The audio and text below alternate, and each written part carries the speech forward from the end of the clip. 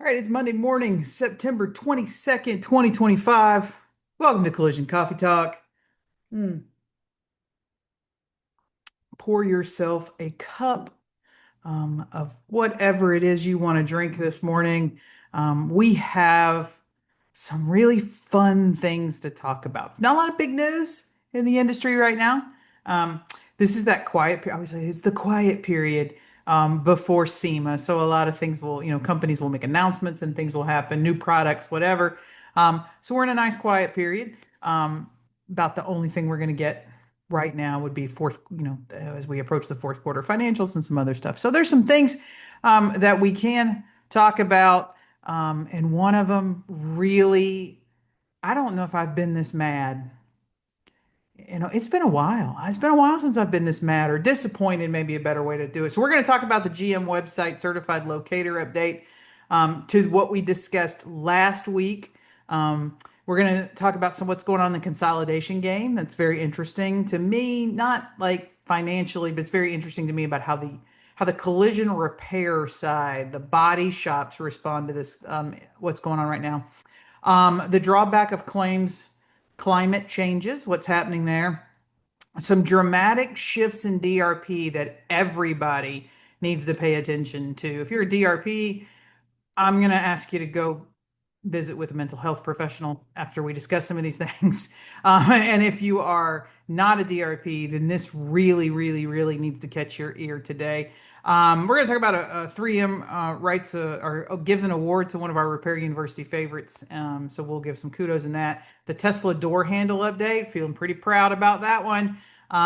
The insurer relationship with Wilber, has it become premeditated? And what are the potential consequences to the insurer for that thought process? We'll talk through it. There's a lot of insurance claims um thought process things that are just all out of whack. Like I get calls and I get attorneys that'll call me and they'll ask me to review some things with them and talk through it. And I'm just like, I got nothing, right? I can't figure out what they were thinking. And I just now believe that we are on the bubble of the consequences of not educating adjusters. So those adjusters we stopped educating 15, 20 years ago have progressed to claims and then progressed up to upper management beyond that. And so when you lack a firm foundation, not just in ethics, because some of this is an ethical discussion, but you misplaced importances on certain things and you don't understand the consequences of those actions and what a fiduciary and all that stuff kind of means.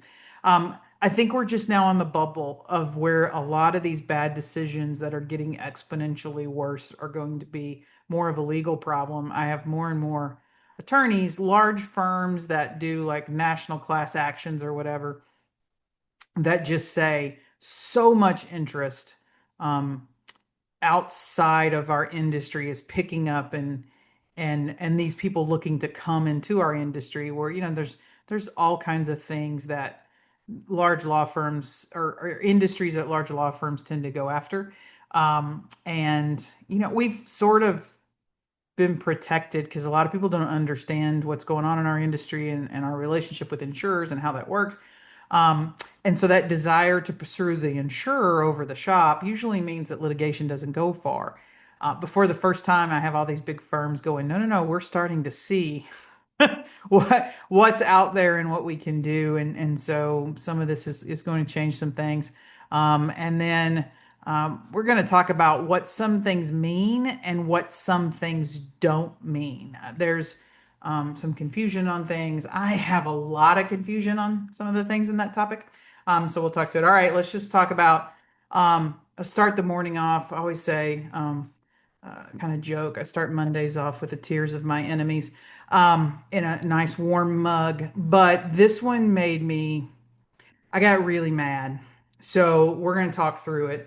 We talked last week about sort of the online kerfuffle that had happened where GM's certified shop locator program that's consumer facing on on the website had delisted a lot of shops, dealerships, shops that had C6 certification, etc.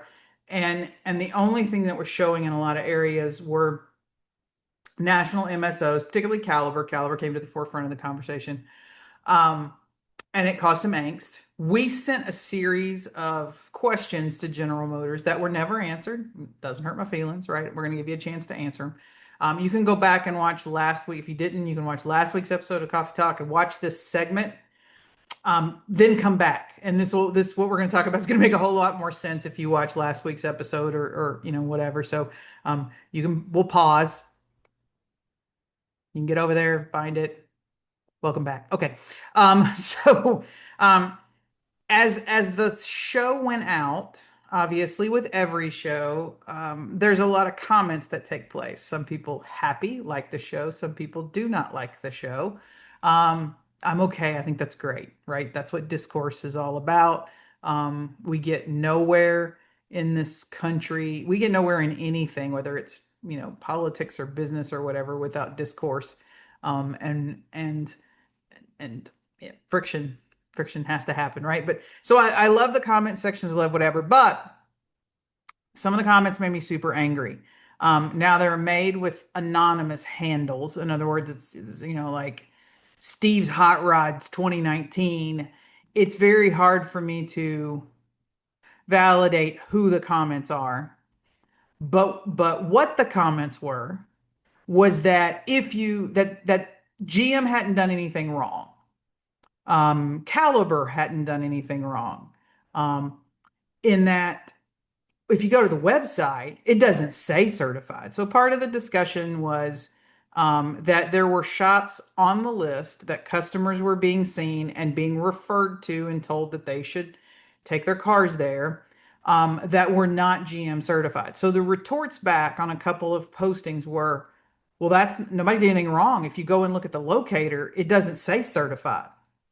And I went, can we go look at that? Right. So I pulled it up. This is the locator page that they referenced me to. It is an official General Motors website. It's their, URL, it's their handle. And if you go here, it says locate service or collision repair facility. Question underneath it. Are you, in need of service or auto repair question? Let us help you find a General Motors dealership, comma, service center, comma, collision repair facility, or body shop. I found it first very interesting that they have collision repair facility and body shop as two separate entities. Like they see those as different things, according to them. And they're right. If you read the way that this is set up, there's nothing here that promises that if I enter my city, state, or zip code, that I'm going to get a certified location. And that's what made me angry. Because for you to comment that to me, you are somebody in the couple of comments we got, you're in the know. You're either a General Motors person or you're with one of the MSOs. And somehow you've told yourself that what you're doing is okay because of this that well it's not, we didn't tell them it was a certified, like, go look, Kristen, nowhere on that page do we tell them that it's a certified shop. We just tell them that we're going to help them find a collision repair facility or a body shop. Now I would love for someone within General Motors or General Motors legal department to tell me what they believe the definition of a collision repair facility is and the definition of a body shop is and why those are two separate things in their mind that need to be listed. Remember, when we talk about the Chadwick case and that verdict, what hinged was the definition of actual cash value. We've talked about what the definition of repair is going to be. I had some really interesting comments on repair, some good thought, different versions of Black's Law Dictionary, and kind of that. I thought some really great dialogue. And you peel about around the layers. So same thing here. I'd really love to have a definition of that. But to have that thought process, I always tell shops when we're training, whether we're talking about total loss, fees, admin, whatever it is, if it feels icky, don't do it. That's just a good rule of human existence. If it feels a little wrong, whether it's officially legally wrong or not, if it feels wrong, don't do it. So this sort of like We didn't say it. I mean, I mean, if they inferred that, I mean, I guess there's nothing we can do about what they thought, right? But we didn't say it. Now, however, we're going to dig a little deeper because that thought process, if you are of the camp, whether this isn't, I would say, probably not just a GM problem. I would say there's probably a lot of OEs out there looking at their certification programs, wondering where they go from here, what the future of that program looks, whether it's a sustainable revenue line, whether whatever it is. I think there's a lot of people making decisions. So you start telling yourself that some things are okay. Like, what does it take to put yourself to sleep at night or whatever? But for those that believe that it's okay because this page doesn't say, let's do a little bit digger deeping and what deception to a consumer looks like. And under consumer protection laws, deception sometimes not just the actual like you did X, but if you seek to deceive, if you seek to conceal, that is all we need. So let's go back. Well, now if I just Google General Motors collision repair, General Motors certified collision repair. I get obviously this little hookup from Google pops up. Obviously through paid search, that gmparts.com website is a highlighted presentation, as you can see, and it gives you subcategories. Things you can click on: find a collision center near you, locate a repair center near you, locate a dealer, schedule service, learn about my GM rewards. So there's basically four things on that list. Now you can go down here and find General Motors Collision Repair Network is the next one. GM AC locate service or collision repair facility is another one that pops up. And you can see if you pay attention there that the URL is a little bit different. So the top one is gmparts.com technical resources slash collision. So that's pretty much more of a page for people that would want to become a certified shop. And then you have gmparts.com with the addition of service slash locator. So all of these are rolling up under this gmparts.com website. Now, if I click those top two, so I have four in that highlighted Google search that can give me potential of locating service or whatever. Find a collision center, locate a repair center, locate a dealer, schedule service. If I click find a collision center near me, or I click locate repair center near you, if I click either one of those, it takes me here. And on this page, it says finding your way after collision can be overwhelming. We want to help you get back on the road quickly and safely with parts and service facilities you can trust. So, as the OE, I am telling you these are trustworthy centers. However, if I'm not inspecting them, if I'm allowing them to self certify, self validate, self whatever, I'm not really sure how I can say they're trusted other than we high fived and handshaked each other, right? But then it comes down and in bold, right there in the middle, you see find a GM certified collision repair network shop near you. And then there's that big, that blue bar, basically, find a collision repair shop. I can click there and it's going to take me to another place that I can now look. So this is where we were. So help find, it takes me here. Help in you're in need of an auto repair, General Motors. It's the page we saw earlier.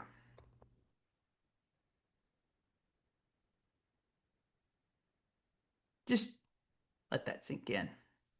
The same people that are commenting online that it's okay because this page doesn't promise certified, you get linked to this page from if you I'm gonna see if I can go back. You get linked to this page if you click here under a big blue button that says find a collision repair shop, and above it it says find a GM certified collision repair network shop near you.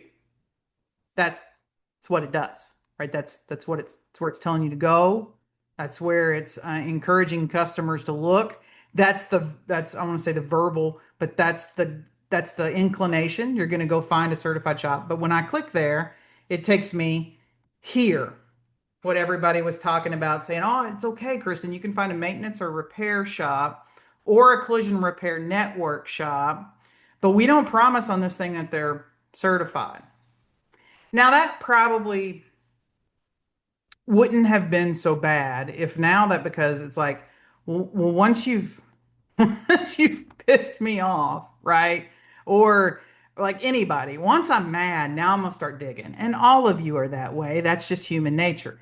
As I started to dig, I got more angry. I felt there was more intention into this. I felt the comments that were made were not accidental. They weren't just people that were whiffing in the dark. Like these were intentional people that I felt went onto the videos, the views, the post to make these comments, sort of like, I mean, they made them anonymously, right? Not with their real names and who they're associated with. But I now believe that they were fully intentional. It was somebody's way of going, hey, we're not going to respond to the comments. So we're not going to respond to the email. We're not going to do any of that. But we are going to put up what we feel is our defense. And our defense is at nowhere on this page does it promise you that any of these facilities. So now, if this was my default locator, so pay attention, folks. It says locate a service, which that could be oil changes, tire rotations, whatever. So locate a service or a collision repair facility, and this is what we get. So that wouldn't be so bad if you don't go back to where we were with Google. So remember, if I did my Google search, Google gave me these like, sort of like through the paid promotion. So in other words, somebody's in the advertising department has done really good with keyword locators and all of that. And there's probably a fantastic budget for it that most of us don't have for our own shops or whatever. Now, remember, there was 4 clickable options there that were going to find me some sort of service for my vehicle. Now, if I click on the 2 underneath it, if I click locate a dealer or schedule service, does it take me back to that same locator, the one that says locate service? Or so let's all go back. So remember, I just gave it away. So remember, it says locate service or collision repair center. So if I'm now looking to locate a dealer or schedule service, if I click those, does it take me to the same locator page, the same start? It does not. And so this is when I thought, oh, that's intentional. Like there's more there than just um happenstance or whatever, because if I click those two, it takes me to a completely different locator, and on that page it says find your nearest Chevrolet certified service dealer. So why do I need 2 locators? Like, why do I have one that tells me that they can find service or collision repair, and it's got nothing on there about certified? And people are making comments and telling me that there's nothing wrong with either party. And again, I'm not necessarily, I don't like it. Like, I don't like people that aren't certified, that haven't gone through the work as other shops. I got small mom and pops paying thousands a year to be part of certified programs, and they're finding out that there are people that are not paying that aren't going through the same training and work and having to have equipment and doing it. They're finding out that there's people that aren't doing all that that are on this same list that consumers get to see their names as well. I don't like it. Wrong, I don't know. That's for a jury to decide, or for the industry as a whole to stand up and decide if it's right or wrong. But now I'm thinking there's intent. At some point, there was a discussion about this and what are we telling customers and what are we alleging and what's going to happen if something goes wrong. And somebody's plan was to come back to the statement of, well, it doesn't say certified on the website. At nowhere when you were trying to locate a collision repair center did we tell you they were a certified location. And I would believe that that might have been an accident if I don't find 2 different locators for the same OE by looking at what Google delivers for me. Why do you have 2 different? If one says it locates service and collision repair facilities, and then why do I need 2 different ones? Why do I need this one that says find your nearest Chevrolet certified service dealer? So you click the lower 2, you're taken to a completely different mapping system than when you click the upper 2. Um, it feels like there's intent there for whatever that intent is. I don't know. I can't validate who made the comments. Um, they're anonymous handles. I appreciated it. I'd never thought about it. I'd never looked at this. It had never crossed my mind. I was just focused on like who's on the list, not how that list is presented to the customers. And then when I start looking at it, this is what pops up. Shops, the only people um, that can affect change with OE certification programs is you. Like you're either a part of something, and if you're a part of it and you're participating, you're validating it. If you're not participating, then you can stand up. I always get this told the story. I'm going to get to make a difference on the inside, Kristen. I have never in my career, which isn't long, it's 35, 30, we're going on 36 years. In my career, seen anyone make a difference from the inside. I've heard everybody tell me that when I'm going to go work from the dark side or whatever that is. Oh, once I'm over there, Kristen, and I'm on the inside, we're going to be able to make changes and I'm going to be able to make a difference. I haven't seen that happen. Um, I would like, if you want to put in the comments or wherever you're watching this, if you have seen that in our industry where somebody goes over to another organization and internally does things that make huge differences, then let's give them their flowers. Like I haven't seen it. So, um, but if you're part of something, you're validating it. And as long as people participate in something and then it allows it to function. Like so those people sitting at corporate and saying this is what we're doing and they're telling a story to people that don't understand our industry. They're just trying to it's a budget line item, and it's a positive budget line item or a negative budget line item, right? Like so um your participation matters. Like it's you speak, we always say we speak with our wallets, we speak with our voice or whatever. So now you get to decide. If nothing else, then this should be really good conversation for you as a shop to have with whoever is your representative on an OE program. Like, and I don't think that this is unique to one OE. I'd probably, if we dig into every OE, we may find. So, if you're on an OE program, you should understand it inside and out. You should understand how it's presented to the consumer inside and out. And is it the same? Is the messaging to the consumer the same as your messaging to the consumer? How is it supported by the other actions of the company? I was watching GM started running a bunch of Facebook ads the other day about why you should do AC Delco only parts and don't do any other parts. And I thought, well, that's real interesting because you allow your certified shops to use aftermarket parts. Like you're not excluded from the program if you happen to be a DRP and you're putting on aftermarket parts. You just, oh, there's a certain percentage you have to try to stay under or whatever. So um, this is the call. I think now it's 2025. The industry claim count is shrinking. Shops are facing economic impacts. I just saw the other day 3M is going to have another price increase this month. We should see it, or the first of next month. It'll be the third, I believe, of this year. Like we're facing so many economic constraints on our profitability because everything's getting more expensive, but then we're not being allowed. I don't want to say not being allowed. We're encouraged not to charge more, increase our rates, itemize, or do whatever. So you're gonna have to start making some really tough decisions on what you are and aren't doing with your money, and is it bringing benefit to you, yes or no? The people that you're aligning with, do they actually align with you? Like you're over here saying you're a part of something, but do they really care about you and your business, or are you money to support other people's businesses?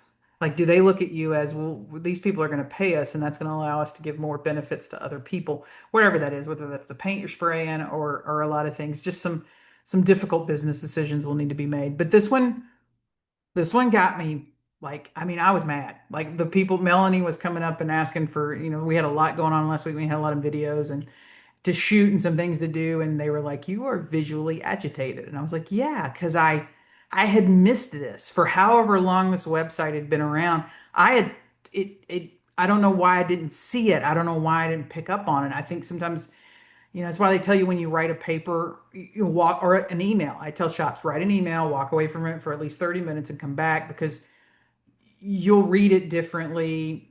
you intended to put something in your sentence, but it's not really there, but your brain's reading it there. So walking away for 30 minutes, like it's same thing. I guess I just wanted to see things on the site. So I had never picked up on this. And had somebody not made the comment, and there was three people total in different places that made the comment that no one's being promised that these shops are certified. Go look on the, kind of like the defense of the whole thing. Um, I would have never looked at it. Like, so all these years, I mean, I can't think probably how long, 12, 13, 15 years we've had the GM certified program and other OEs whiffed it. So I was mad at myself. I was mad at the thought that there's been thought to this. Like for someone to come and make the comment to me, there's been thought about what specifically is on that page and what is not written on that page. And is that almost like a planned defense? Well, if we get in trouble, if one of these shops that isn't technically certified screws up a customer's car and they're injured and there's going to be a lawsuit or whatever, our get out of jail free card is we're going to show this screen and say, well, we never promised they were certified. So um, just it made me mad.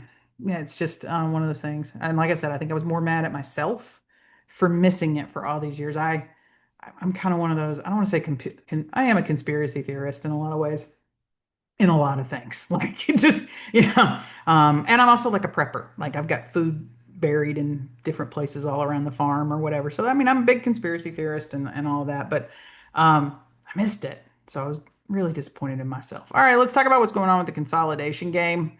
So no surprise, I think any of us have been able to see this. Consolidation is down. So this report came out.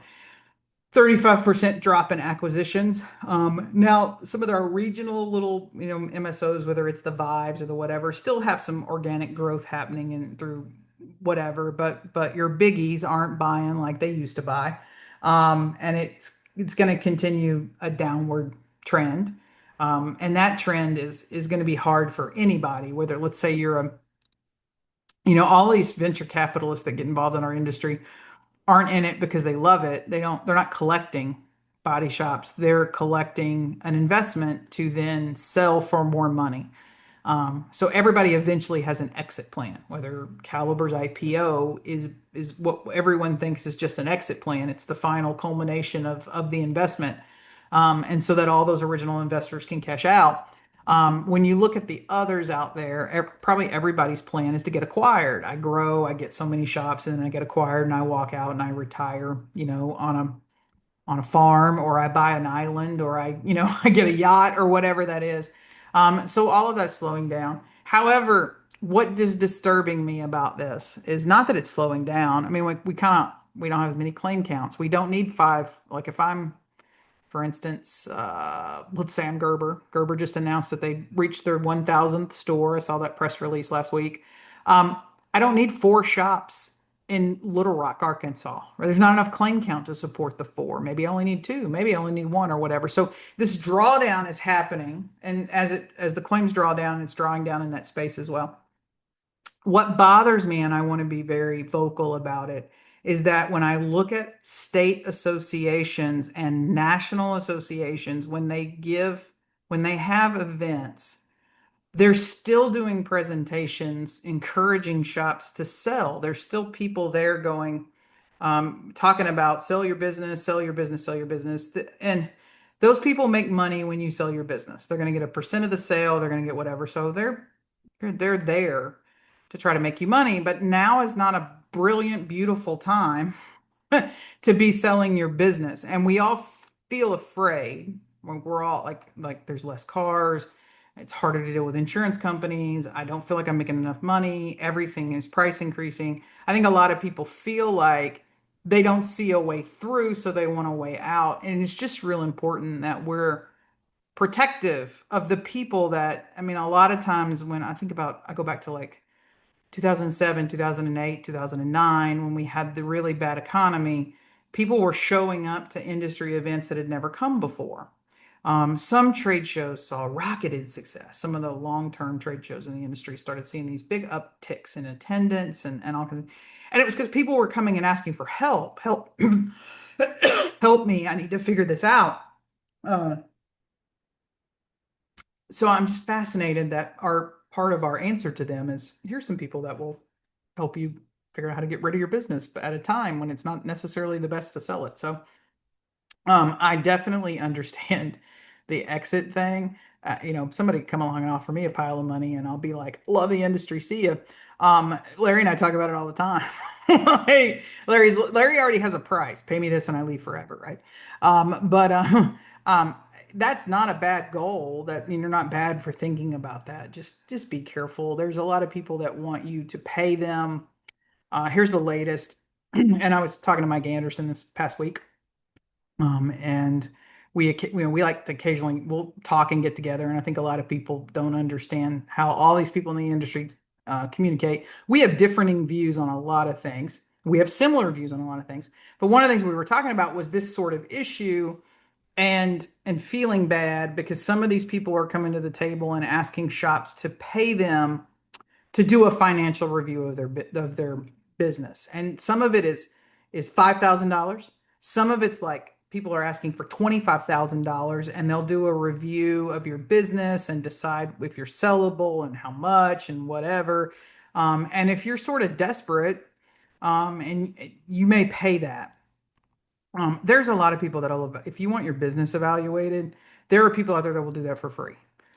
So first of all, don't pay to have your business evaluated. But there's people paying for it, and then they're getting evaluations back that say, yeah, now's just not a good time to sell your business based on either where it's at or the you don't own the property or whatever that is.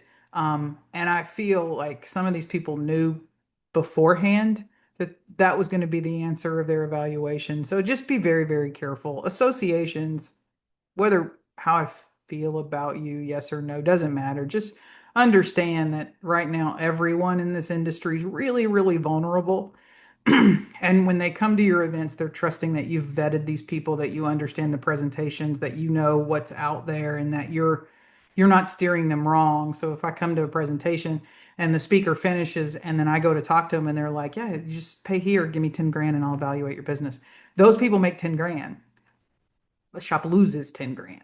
So, yeah, that one's just kind of interesting. So pay attention to that before somebody tells you that it's a big blue ocean and now's a great time to sell your business and whatever you're going to get out there. Um, just that's the black and white of it. And if you do want to have your business evaluated, we have a financial expert that works with us on our C20. Rachel James is amazing. She looks at shops books for free, and she'll give you just a quick overview of what she thinks, what your business may be worth, what your problems are, whether it's how you've got everything set up for. I go and meet with a lot of shop owners, and so much of the stuff that they own, with their cars, etc., is tied up in the business because they're doing it as tax credits. But you can't sell that. So so that could be a problem. All right, on to the next thing. All right, let's talk about this change in claims and sort of this climate. Um, Claims is getting tight, right? Like, which is kind of interesting because now we're at record profit. But claims is tightening in two ways. One, lower volume. So lower total reported claims. Increases of total loss means less cars get repaired. Um, and so when less cars are repaired, well, that's less parts, that's less paint, that's less rental, that's all of the things that kind of go with this whole ecosystem around it. So the whole climate around collision repair. And there's some things being felt right now. And I know that these paint companies, automotive refinish is a very small book of their business. Our economy issues are also the same thing with, whether new house construction slows, whether, whatever. So this came out. This is the second announcement really from Sherwin-Williams of cutting employee benefits. And it's, kind of an interesting, this one, didn't go over well. So, um, because they were looking at it, well, how much has been spent on the new headquarters? How much is spent on executive raises? The company's been really focused on buying back their stock. So, are they cutting benefits to buy back more stock? Whatever. But it's just more of a symptom of what's going on in the industry right now. So everybody's sort of going through this, and the vendors are experiencing a lot of that too. Like if I'm not, when I meet with some of the paint distributors, some of the paint companies, obviously, you're kind of looking at total volume liquids and what's down over across. So that's not unusual. Like I would love to pick on Sherwin-Williams. Like I still owe them quite a few pickings here and there, I guess is a good way to put it. But that's not necessarily an odd thing. They've done this before. There's, like other companies have done this. I remember when I was in claims, the insurer used to have these massive employee benefits. Like we got, every anniversary you got a catalog and you'd get to pick gifts. And so when I first started in claims, it was amazing. And over the years, all of those employee extra spiffies, sort of they all went away. So that's not nothing new. But here's where this gets important, and I need everybody to pay a, attention. These shifts have vendors looking at insurers as clients, and that's scary as hell. So, why is that, and why do you need to think about it? Well, a lot of messages started coming in last week that shops were looking at and reviewing specifically the new State Farm DRP contract. These are the non-MSO contracts, so these are the individual ones come out, and mentioning that expanded language had been given to certain clauses in the contract. Now, it's probably 7, 8, somewhere around in there. The contract changed and included paint. And I remember back then the whole industry started going a little, why is this in here that you guys are, looking at materials or whatever? And we went, yeah, don't worry about it. No, it's just one of those things. And that has been a sleeper inside the contract for a very long time. Now, I've been really public about there was lots of exploration done. And I can remember sitting at corporate and having paint companies who would have someone with a title of like director of insurance relations who would want to come to corporate and have meetings. And I'm like, you're a paint company. I don't buy paint. Why do we don't have nothing to do with each other. Why do you have a title of insurance relations? We have nothing relatable to talk about whatsoever. And there was a big push. I think a lot of paint companies saw that 20 years ago and went, "Oh my God, this is our chance." And then it sort of quieted out. Now we also were running simulations on direct part supply, and we're looking at certain OEs and testing in markets of, hey, as X insurer, I buy more parts than whatever. Now, we used to sit at corporate and go, you don't buy shit, right? Like you're an indemnifier. You indemnify loss. We're not actually the purchaser of anything, but insurance companies from the homeowner side had cut some really good deals. And as employees, we got benefits of that.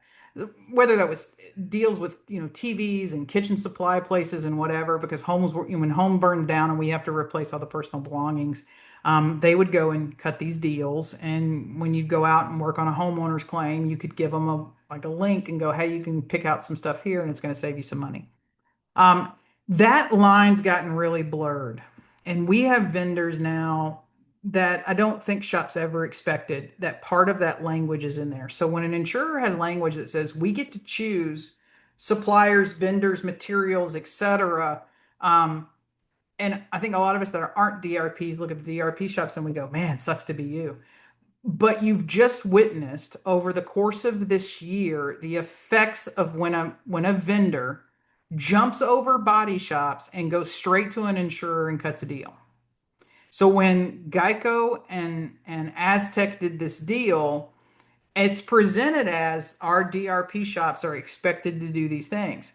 But what happens as part of that then is we all end up suffering from it because they come back and go, well, we can get it done for that. So that's all we're going to pay. And now even your non-DRP shop. So I've been involved in this discussion for about a week now between a vendor that has an agreement with State Farm over ADAS and a shop that is not a DRP, and these differences and what's happening and what would have been the right way and what do we tell shops, and no one can give a straight answer. It is very clear that we're dodging and jumping around the actual straight answer here because the vendor repeatedly tells me State Farm's their client. And I'm like, no, State Farm's not writing you a check. At no point in this do I see them writing you a check. The person that has to write a check and pay for the services is the body shop, but we've lost that. And as this climate change happens, body shops, you are just like the vendors. when things get rough, suddenly a lot of shops are like, I should get on a DRP program. That's going to be, claims volume's getting low. I should get on a DRP program. If I was on a DRP program, I'd have work. You have vendors now going, paint sales are down. We need to really get with an insurer. We should probably do something with them. And now for for the success, and that's kind of how I want to put it, the ADAS experiments have been successful. It's worked for the insurer. It's been a nightmare for shops. Most shops get in this argument and just go, I don't know what to do, and sort of settle and walk away. And so it's been somewhat successful for an insurer to cut a deal with a company and use that as pricing and push that pricing down all the way, like push it straight through the DRP and all the way down to the field. What you will begin seeing in 2026 that will start happening. So these updated contracts and how they're getting a little bit more eloquent. They're going to get more into parts, and those are going to be OE parts. In their mind, they buy more parts than anybody. They should be able to get a special purchase price for the parts and then be able to say, this is all we're going to pay. So for shops right now that have been used to getting list price for parts, and you've joked that when you've gotten an estimate, let's say Allstate loves to do this, 10% off parts, and you went, I'm not your customer. I'm not giving you 10% off parts. Man, here's my full invoice. Get ready. So the same things that we're having now where they go, well, a blind spot monitor is a Schedule 2 ADAS calibration, and so it's only worth $65. That's the pricing structure we have. You're going to get them to say, we get parts for X% of price. This is all we're going to pay.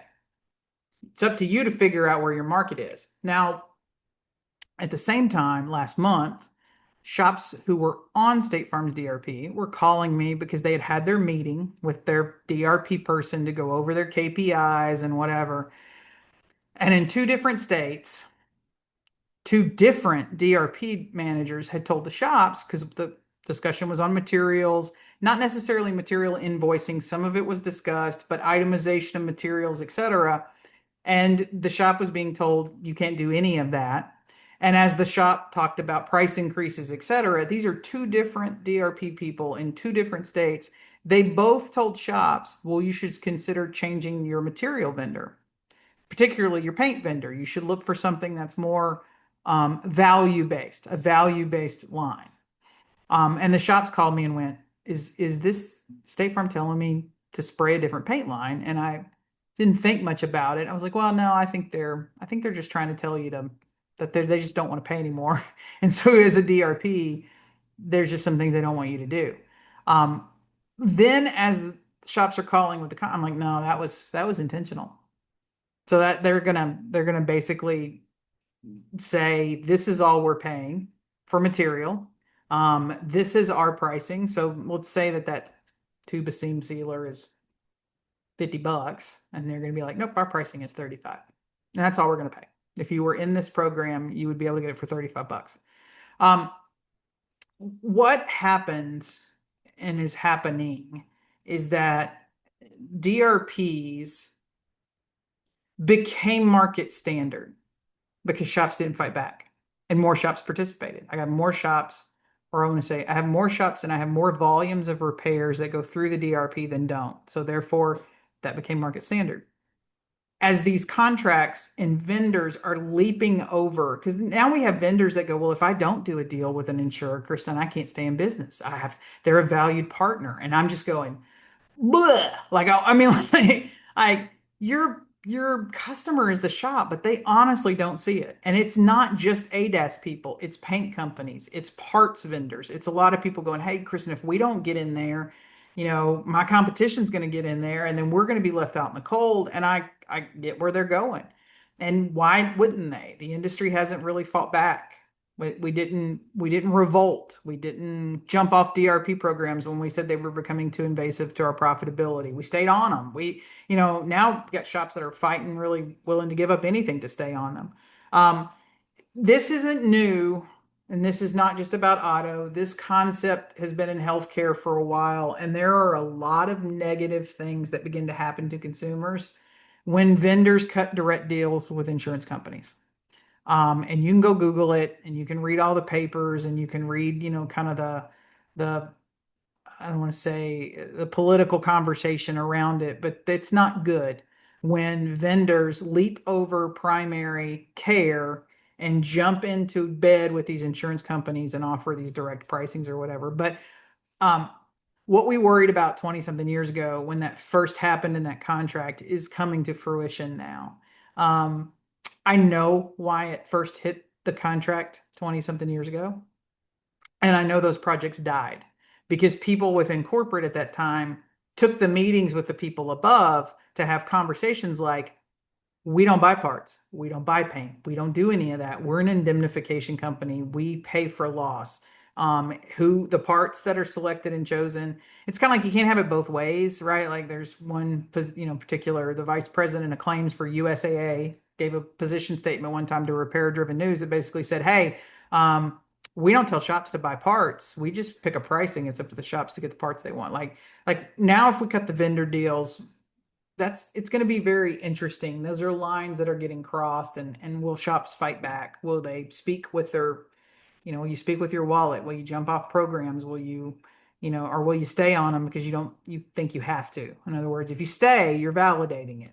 If you go, I'm not gonna lie, it's gonna be terrible. But where does this industry go? And are we destined to become just like healthcare? So as you're reading your DRP contracts, if you're going to renew them, you need to pay very special attention because what you're agreeing to is that the insurer is going to choose ADAS pricing. They're going to choose your vendors. They're going to supply parts. You're not going to get the same margins on parts that you are right now.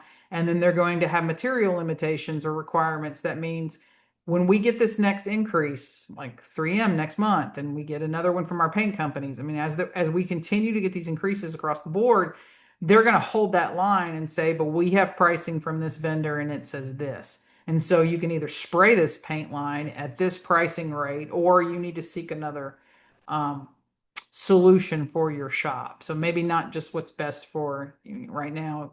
People spray what they spray for whatever reason that is. That particular jobber in that market for that line may be the best jobber, offers the best support, the best service, or whatever. And now they're gonna push you down into a pricing mode, and it's all our fault. We allowed it. We've accepted it. We've stayed on programs. No matter how bad these contracts get, you stay. More shops are begging to get on it than to get off of it. We didn't estimate appropriately, so we set a system in motion with really poor estimates that didn't itemize, that didn't do a lot of things, and so we are reaping what we sow. But this one is sort of a mission critical kind of thing. And this is even if you're not a DRP, these things are going to affect you, just like the ADAS thing has. So shops that are not DRPs are suffering from the ADAS agreements that insurers made with vendors. A lot of those vendors aren't even in your market. Like you couldn't use them even if you wanted to, right? Like so, and you're suffering for that. Now imagine it's not just your ADAS woes. Imagine now it's parts, it's materials, it's lots of things that are there. So pay attention. I feel like Chicken Little, and I'm like the sky is falling and all of those things, but sometimes the sky is falling. All right, kudos to Ryan there. Several years ago, we did a video. Ryan and Sean and the guys from 3M have been great guests on Repair University over the last, I don't know, 2000, I think 20 something years that we've been making videos. So have been great guests. Ryan was a technician in a shop. We kind of first met Ryan when he was working at a shop, and we were shooting a commercial, and I can't remember what that product was, but it was sort of like Bodyman versus Painter and whatever. And his shop really was great to shoot in. And if you go back and find that video, he's got a cameo in it. But he received the 15% Story Award for his work on the OEM application tips. So the replication tips, the seam sealer ones that I love, by the way, is fantastic. Well, the great thing about this award is it's named after the gentleman that invented masking tape. And the story of that is that that product was created kind of on his own time. And in the spirit of innovation, 3M allows people to take something that's very personal to themselves and dedicate a certain amount of time, kind of sort of off the books or whatever, to chase something, chase innovation or whatever. And I love that they encourage that, because sometimes you have a project list like if I flipped and you guys could see my whiteboard over here, like my project list is super long. And we got to do those projects because those are, been determined, and that's what my job is. But I got this really good idea over here. So I love that 3M encourages that. So Ryan, there's only Ryan recently, him and his coworker there who worked on the OEM replication tips got the 15% story award. Now, what's really cool is that in the history of 3M, only 75 people in the entire company have ever gotten this award, which I think if you think about all of the things 3M makes, right? From like Kevlar to, I think at one point they said, somebody told me like 60% of every cell phone out there has a 3M product, the plastics, the glasses, the whatever. When you think of everything they do, that only 75 people have gotten this award, then that truly, truly makes it special. So kudos, Ryan.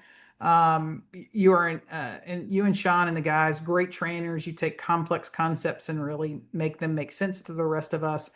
If you haven't gotten a chance to go up to so 3M built this really cool new training center, and they have training. I think it's 3 days long. You can go up there and get training on all the products, and you're going to get training from Ryan and all the guys. So if you haven't had a chance to do that, check it out, or jump on the Collision Hub YouTube page, research 3M Repair University, and you're going to see a ton of episodes with the boys in there.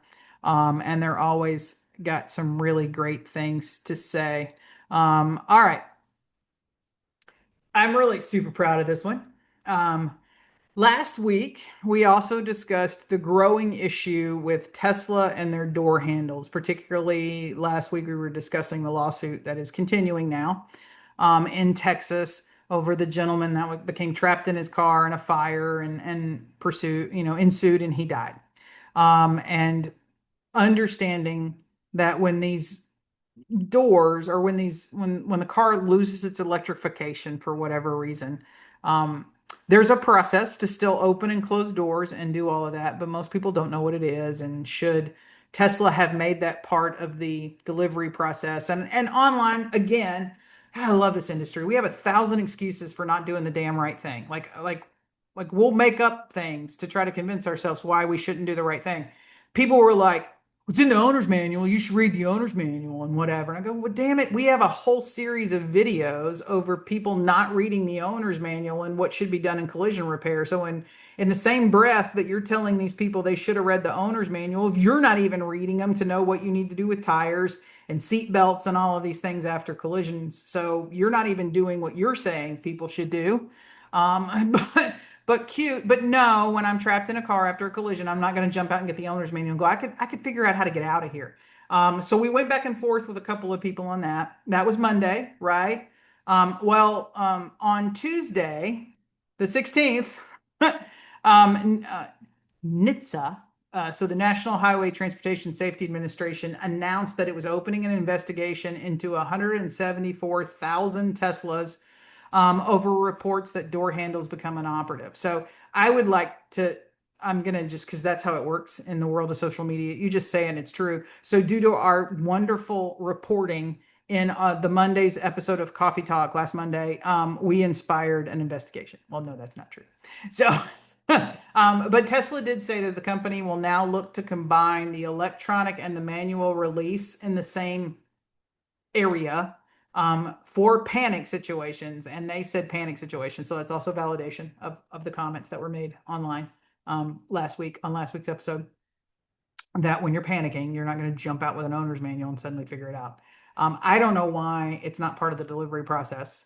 That was one of the things we went back and forth over, is that, if you go buy a BMW, you're going to get kind of like the Geek Squad people are going to come out and walk you through all the features of your radio and your, syncing your phone and all the technology, bells and whistles. It wouldn't take much to go, hey, here's how you get out if whatever happens. But our government, so NHTSA, has also noted that even that there is a process. So great, you got a process. Great, they're in two different places. That even the process may be difficult and or impossible for children to do it, even if they're aware of it. So if we're in an accident and mom's knocked out, right? The airbag goes off or whatever, or dad's knocked out. I shouldn't assume that that would be anyway. The kids can't, the kids couldn't do it, and so what does that mean? Um, Now here's the thing that I thought was interesting, is that in the release, the government says that this whole investigation over the door handles, kind of the hidden recessed door handles, and we do that a lot in custom. We like hide those door handles, and um, like you want to shave them. Shaving door handles when that was cool. Like this whole thing may be a problem, but they started the investigation because of 140 complaints.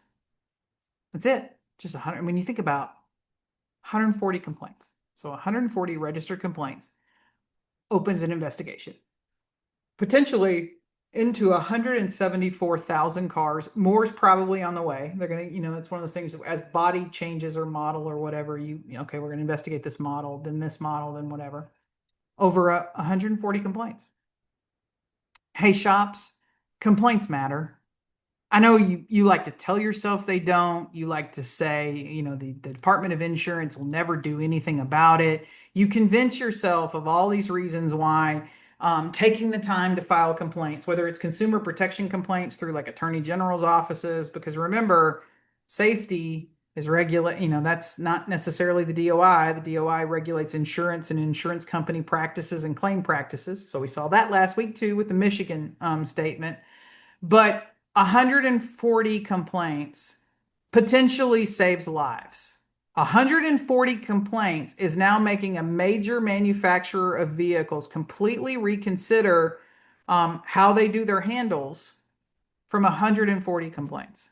Now, probably 139 of those, if those 139 people thought their complaint was never going to get anywhere. Probably the first complaint was filed years ago, and it took like that building of that to get anywhere. So please, please, please file your complaints. They need to be well-written complaints. They need to not be, I don't like what we got paid, or State Farm's not paying for this, or whatever you want to say. Progressive doesn't pay for seatbelts. Like, don't be a whiner. Write a very detailed complaint that puts it in perspective of what a DOI can and can't regulate. A DOI can't regulate collision repair procedures. A DOI regulates claims practices by an insurer. So please make them. And I promise you, it just like this, it may take 2-3 years before anything can come of it, but we need to have complaints. It's the only thing that can open business, market, practices, investigations. So if the people in Michigan had not complained, we wouldn't have gotten what we got out of them. So please, please, please do it. Please stop saying it doesn't matter. I don't care who you are. I'll fight you on it. It matters. It matters they're written properly. And then it matters that we just keep doing it, that you build the case. So please, please, please keep doing that. All right. So this one also made me a little angry, and I want to talk about it. So Wilber is um rapidly becoming like they're about to be enemy number one on the radar right now, because their business is expanding and they're seeing this as a big blue ocean, and it's really a claims issue. So let's talk about it. Wilbur is for a couple of years now insurers started sending total loss settlements, fees paid to body shops, etc., to Wilber. Wilber is what we call a TPA, a third-party administrator that specializes really in subrogation. Now, they have a vast array of services. One of the things that makes them different is, I always tell everybody, they have in-house legal, so it's a little bit different. They're a collection service and a subrogation service. What we pay attention to this for is that sort of around COVID, there was some changes in how bad debt is written off. So I can make a subrogation assignment and I can say, these people owe me money. And what we don't have right now is a really good clarification of if that is seen as the same way, like let's say credit card company, and you go, this person owes me $5,000 in credit card debt. That company attempts to make collections, And if after a certain time they don't make collections, they can write that off as bad debt to the IRS. And what the IRS does then is they attack your tax returns from that year. So let's say it was the 5,000. The IRS then sends you a letter that says you had $5,000 of unrealized income because you failed to pay your debts, and the taxes you owe on that are X. So you're going to pay taxes on unrealized income. Now, when this happens to you, because this actually happened to me, it was kind of crazy. I had somebody send a thing in. It was a credit card company. I was like, I never had that credit card. I had gone back and forth with this agency would call me and I'd go, I don't have a credit card. I never had it. It's not me.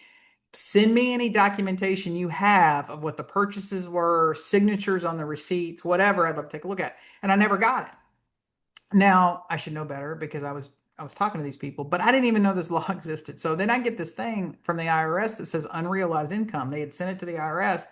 Now they got the tax credit for the 5,000. I get to pay the tax on the 5,000, which is really weird. So I call the IRS and I'm like, "Hey, this isn't real." I talk to them over and over. Like, what do I do to dispute it?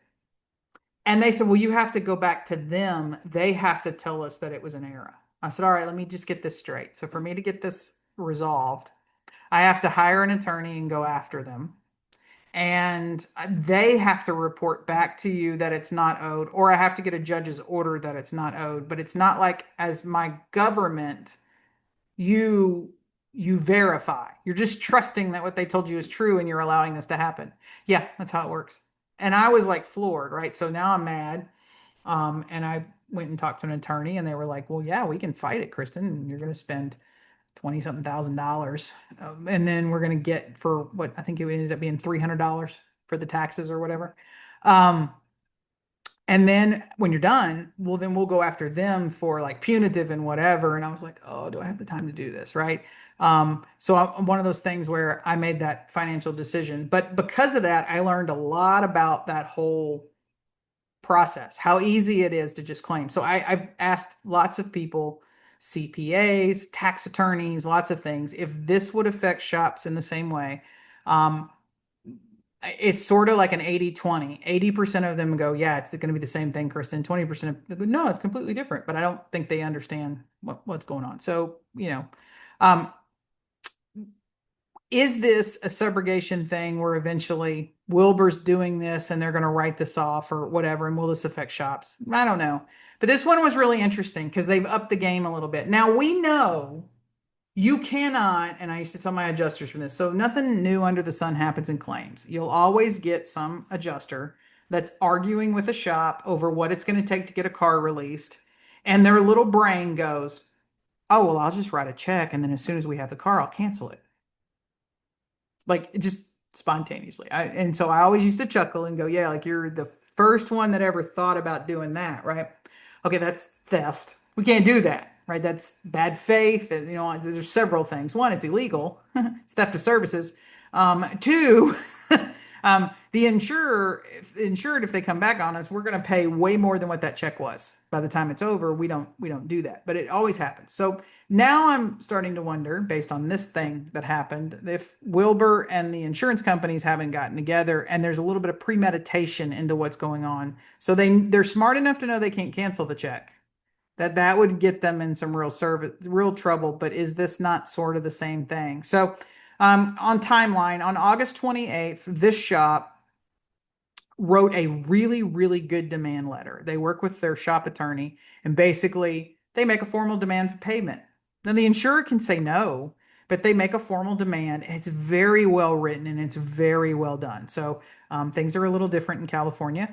But I was super impressed with it. Very, very well done. Well, eventually the insurer comes, pays the bill in full, and picks up the car. Now, if we look at average process time, August 28th, when the first demand was sent, to when they came and picked this up, it definitely would have pushed us into the first week of September. Now, what I find interesting is that the shop got a demand from Wilber dated September 15th. In the world of TPA, nothing moves really quickly. Like I have to sort of wrap the claim up and then I have to assign it. And then like, so that's why a lot of shops you're getting stuff for that's a year old or whatever. That's super fast. So in less than maybe, let's just say 10 days from getting possession of this vehicle or paying the body shop, it's already been assigned to the TPA. The TPA, Wilber has already processed it and sent out a demand letter. That's pretty crazy, right? Like that's for everybody listening that's done claims and worked with subrogation vendors, and debt assigners, et cetera. You're like, wow, that's super fast, right? Which tells me someone had a plan long before that check was written to the shop. This was thought out. This was sort of a premeditated, we're going to pay it and then we're going to ask for the money back. Now, the other thing that's very interesting in this, if you've seen any of the Wilbur demand letters, down there in that bottom box where it says Wilbur file number, online access key, the amount of money that they want to collect is always there. That's why it says in that second paragraph, if you wish to discuss this claim, a check or a money order in the amount below can be sent to our office. There's no demand amount. So typically, like we believe we overpaid the claim by $5,343 and we'd like that money back. This is just a blank, which definitely tells me there's some premeditation there. So what is Wilbur doing? Did they cut a deal with Safeco that basically says we'll negotiate up to a certain percentage and we'll keep whatever else is left or whatever? But keep an eye on this. If you start getting Wilbur notices very, very close. So I'm going to say less than 30 days from when a vehicle is actually picked up, start tracking those. And then also, do you get a specific demand letter or is it left open? In other words, is it so fresh? They're working so fast, they don't even know what they need to get back, or are they just going to try to start being negotiators and get some money back now instead of a specific demand amount? Um, Now, we all know what happens if you intentionally cancel a check. There are criminal consequences for that. And then there are civil consequences for that. And so you don't see a lot of insurers. You won't see any insurer validate, support that process. And we all have adjusters that do it. Like I got involved in a ton of them where the adjuster just thought they were being, clever. Um, it doesn't work. And then we usually end up overnighting funds and apologizing to the shop that experienced the canceled check. But so that stuff happens. Like things get out of control. An adjuster makes a mistake. They think they have an original idea. This working with a TPA takes corporate involvement. It's premeditated. You're intentionally, you have no, well, I'm going to say you have no intentions of paying those fees. You just think you're going to get it back. It's sort of like the deducting salvage or deducting expenses from a customer's settlement on their total loss. You've stepped all in the middle of the ability for, if you don't believe you owe those fees, they weren't yours to pay in the first place. That they were incurred on by the policyholder. But if you've interfered and paid, and now how do I, as the consumer, come back and um, fight the charges if I didn't think they were owed either? And then the consumer has in this case specifically, a legal contract that says they owe the fees. So now you're exposing your customer. Like this wasn't smart, and I don't can't even for the life of me. I don't even know what Safeco's thinking. But that's not the first time this month I've had a conversation with an insurer that goes, I don't even know what you're thinking. Like you're intentionally seeking bad faith. You're trying to get out of something instead of handling it the proper way. If I don't think I owe something, we don't pay it. I don't pay it. And then the very next day go, yeah, I want my money back. That's not how this works. I feel like that Progressive commercial. That's not how this works. That's not how any of this works, right? So shops, keep an eye on that. When that stuff happens, you need to sit down and have detailed conversations with your attorneys. You need to have conversations with the state. Like this needs to go to the state and have the DOI looking at it and having some conversations with Safeco going, what are you doing? Because if the shop has the right executed contract, well, you've just exposed the customer to litigation. So not really a bright thing to do. Okay. lots of discussions last week around calibrations. Um, to say I'm fed up is a little bit more, it's probably the nicer way of putting it. And not fed up, just so confused because you can't get a straight answer out of anybody, it seems, which is why we started our own 20 group for ADAS. And it's specifically for estimators and shop owners. It's like to cut through the crap and kind of have some real conversations about what things mean or don't mean. And so there was a discussion online from a European, so this is not in the United States, a European calibration company, and they posted these pictures.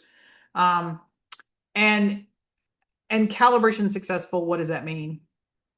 And depending on who you ask, you get different answers. You have some people and adjusters will tell me that that means the car's fixed, and then you'll have ADAS and scanning experts that'll say, no, no, no, it just means that the car saw what you asked it to see and it said it's calibrated. But if you didn't set up these things right, then it's not right. That things aren't a pass fail. And so I'm thinking, well, then how do I, as a shop owner, or an estimator, and I'm gonna have a conversation with an insured or a customer about what it's going to take to fix their car properly or whatever. How do I know? Like I would look at that, and successful would, I would think, good job, right? And a lot of times you get like a video game, like a little electronic woohoo that makes you like, I did this successfully. So that's what we're going to be talking about. The first meeting is next month. It's being led by James Rodas, or Spike, as I guess that's his nickname. I still can't do it. OEM Calibration. They're in multiple states, um, and originally kind of associated with a dealership. So they're going to run this group, and it's just for us to ask these questions. What does that mean when that screen comes up? How do I validate what my third party vendor is doing if I'm hiring an X, especially if I'm using whoever this damn insurer in the DRP agreement is telling me to use? Like, how do I know? What do these things mean? So those are the things that we're going to be talking about. That was an interesting discussion in that forum as people were going back and forth on this one. I find it interesting when people that call themselves ADAS experts, vendors, they can't agree. It's the same as us arguing over what's the right way to put a quarter panel on or fix a rail or do whatever. Except for, as litigation pops up around ADAS, as you have these attorneys, as a body shop, I'm liable for that. I'm liable for that sublet vendor. I'm liable for the work that's been done on that car. I kind of got to understand what I'm possibly going to get sued for. I think right now, if you're fixing Teslas, you probably ought to start having door handle conversations with people. Like, I also would check every door handle like 27 times before I delivered it. But because we don't know what we don't know in this industry, we tend to trust whoever we sublet to. So we're like, they're the experts, I hired them, if they tell me it's good, it's good. But we're going to have more of an understanding on that. So that C20 group starts next month. If you want more information on it, learning what some of this stuff means or don't mean, then reach out to Melanie. So just Melanie at Collision Hub, or go onto the website, go to the store, go to subscriptions, and you can sign up for the first one. Come and set in. Our subscriptions are not; they're just month to month. Cancel anytime. I believe Melanie told me we sold out of hats, so I had 30 hats. You can buy a $30 hat and get a free class. And if you didn't like the class, who cared? You had a hat. If you, but I think we're sold out of hats. So. All right, let's wrap this thing up. Let's get going on our Monday morning. What's on the shelf? Well, there's a lot back there that we can talk about. But I had a really good week of online arguments. And I get into these discussions with people all the time. People will message me and go, oh, there's this discussion and people are saying XYZ, and oh, does it bother you? And I go, God, no, it doesn't bother me. I love it, right? The more the more things that are arguments or discussions or fights that we can get into online, the more industry awareness can happen, the more people come to the table of the conversation. Sometimes, it's the whatever. So it made me think, and I don't know if I've shared this before or not, but there's a book called The Power of a Good Fight. And too often in this industry, too many people are worried about just getting along. You don't want to be a disruptor. You don't want to hurt other people's feelings. I have body shops tell me I don't want to do PRIs because I don't want to have that reputation in the market. And I have sometimes vendors that won't hurt shops' feelings and tell them the truth about their facility or whatever because they don't want to hurt their feelings. But there's some power in what happens when people disagree. That's when innovation and change and all kinds of things happen. So I love a good fight. It's my hobby. I don't play golf. I don't knit. I don't do any of those things. I drink. I smoke cigars. I'm pretty good at those. Those are maybe a hobby.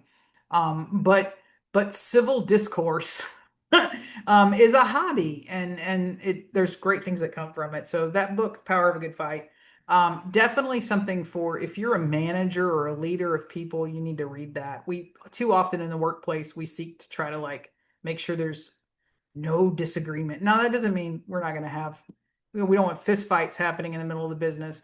Those we would save for like some sort of special event, like Friday night fights and let people buy tickets. I still think if we had adjusters versus body shops as a boxing match in Vegas around SEMA, we'd all make a fortune. Um, but um, but we don't want that. But there has to be the ability to disagree and dialogue and go back and forth, and then there has to be a process for that. And people need to know it's okay. I was talking to a technician last week who was telling me that if he tells the estimator or the shop owner that that's the wrong thing to do to a car, he'll get fired. So he knows better, but he doesn't express an opinion, and that shouldn't happen. Now, if the owner and the estimator aren't big enough human beings to have somebody tell them something about themselves they don't like, or they're estimating that they don't like, well, that's their problem to figure it out.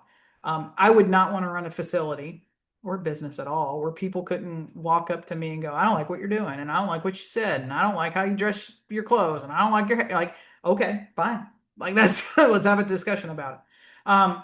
Probably where we're at today with why collision repair quality has gotten so terrible in this industry. And when I say it's bad, folks. It's probably worse than even you could even think it is. But it's gotten so bad is because nobody speaks up anymore for fear of whatever that is. I'm going to get fired. I need this job, whatever.